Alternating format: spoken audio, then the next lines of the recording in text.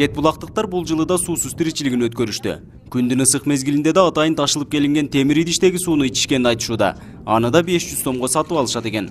Сакталып турган суудан ар кандай оорулар чыгып, мындан жаш балдар жабыркаган учурлар болгон. Шаардагыдай шартыбыз жок. Өкмөт бергенден кийин, условияны түзүп бербегенден кийин анан суусуз жашоодо элестетүү кыйын. Мантип бачокто сатып алабыз. Бул бачоктогу суу 10 күн, 1 айга чейин созулушу мүмкүн. Чүгү бул сакталган сууду ичкен сайын ден соолукка зыян келиши да мүмкүн. Былтырлары балдарыбыз сарык болуп ооруп дагы жүрдү.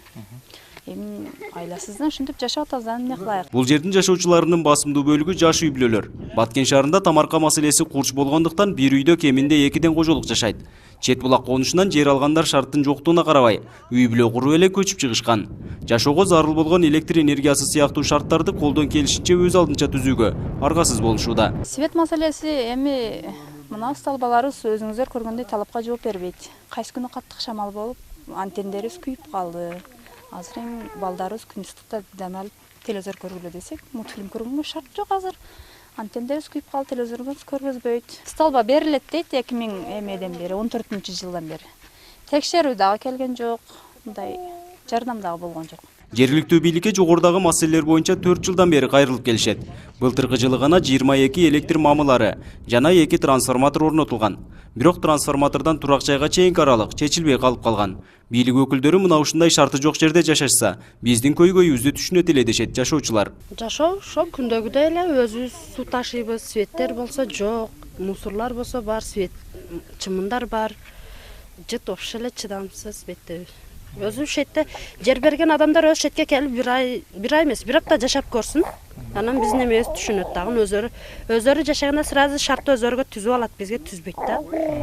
Бизге өзөрү келгенде шарттар болот эди. Шаар башчысы болсо чет булактагы маселелер четинен чечилип жатканын билдирди.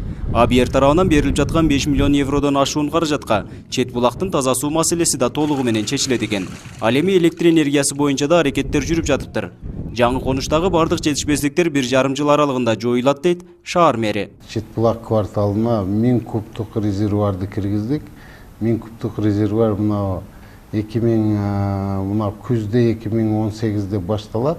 Ошо бүтсө Чет булак кварталында таза суу боюнча көйгөй чечилет.